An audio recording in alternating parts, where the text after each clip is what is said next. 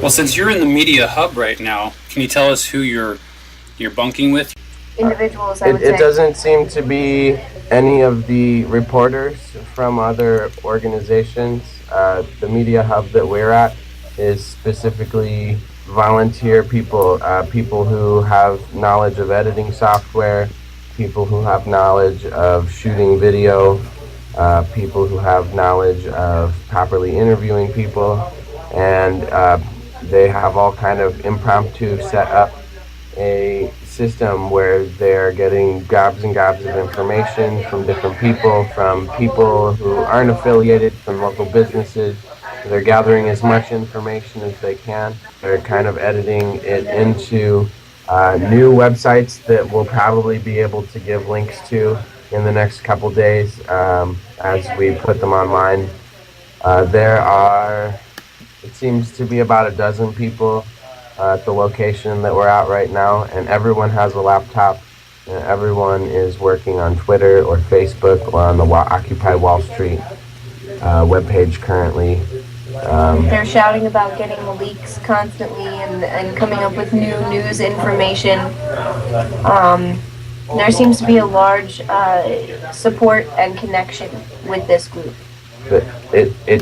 You can really feel that one of the primary self-defenses here are info tactics as you begin talking to this group of people. They're really doing a good job of self-organizing and making sure to get as much information out as possible. There's all kinds of international people here right now too. May I ask you guys a question? Please. What kind of news are you getting are you getting anything up to date? What is going on out there? I haven't had a chance to actually see for myself from an outsider's perspective. The New York Times covered you guys and were being honest about everything, it seemed. I have not gotten a copy of that yet. Yeah, we were on the front page, I believe. I'll send you the link. There is also a local Occupy Wall Street journal. There's been a journal that started here. It's kind of part of one of the media projects is a street zine, although it's put together far more newspapery. We're so tired. We can't even talk. They printed, it looked to be about several thousand copies of it. It's one of the projects. We can close this if you need some privacy. Sorry, we are interviewing from a shower stall in a bathroom. It's nice to hear that the New York Times has treated this in an even manner. I would thank you for that link. I will be reading this later tonight.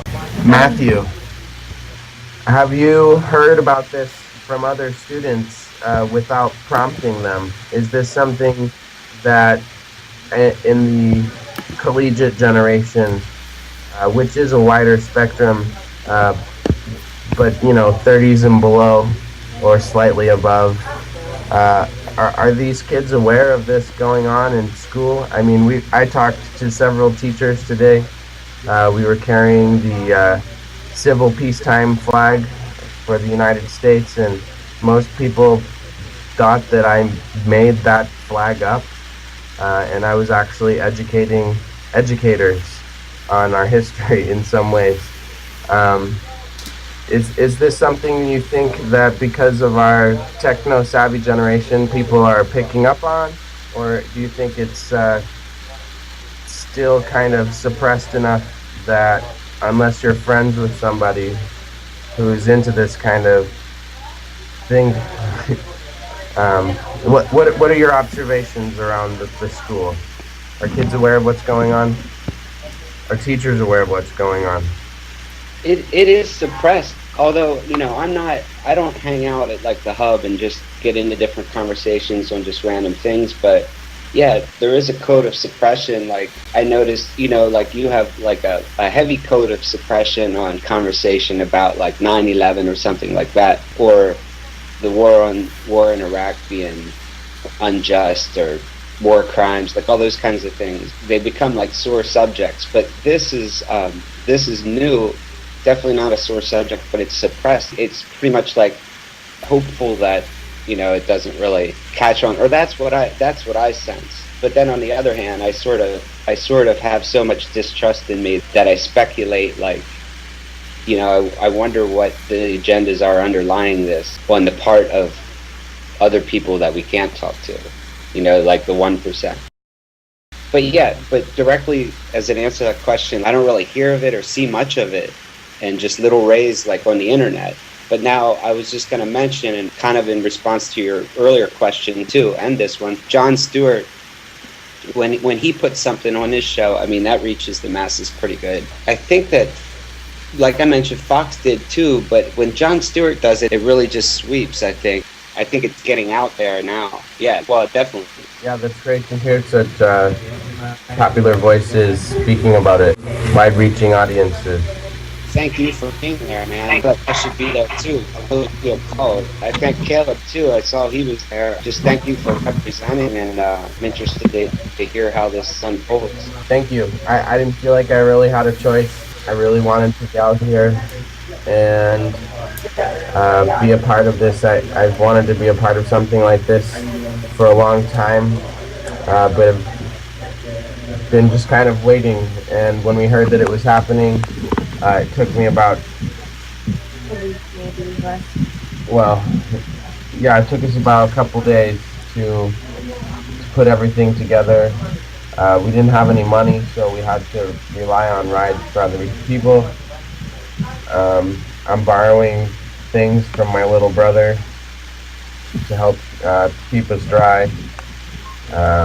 This is, you know, we reached out to people, and as soon as our needs were met to come up here, we came up here. So we appreciate your support, and we appreciate the support of everyone else who's helped us get up here. We hope to continue relaying back as much pertinent information as possible to help kind of spread the word here. Would it make more sense for me to donate direct to some people that I know than to donate to the site? I mean, like, you guys have direct needs, and if I could scrounge up like a little bit of money for a donation, I mean, I could pass it along to you guys that I know, right? Yeah, I mean, we're both up here. We're kind of stranded now. The ride that had brought us up left earlier today. One of our personal needs at this time is just the peace of mind that we have a way back. We've been looking at the cheapest solution, and it seems the megabus is the way. So personally, we're looking for 2 megabus tickets from here to where you are, actually, Matthew. Depending on how much time we actually spend up here, we may accrue more personal needs. But I think that a general donation to the group also assists us in that we're able to maintain the food and the medical supplies and the needs, the media needs. The more we can just keep everyone's morale up, that will be directly affecting us as well. Thank you for your reporting. Thank you for getting back with me and letting me know that you're safe. Thank you. We feel really great to be able to communicate with you guys. It's really an honor to be working with you there in Williamsport, distributing this information as we're able to collect it. So it's community effort, and the solidarity is felt from here to Williamsport, brothers. Good. Well, you're in my heart, man. And I reiterate what Matt said, and that is, thank you for representing us, and thanks for helping to make sure that rural America actually knows that this is going on. So, thank you. Yeah. So have a good, safe night, and I'll talk to you tomorrow. All right. Good night, Isaac. Good night, Matthew.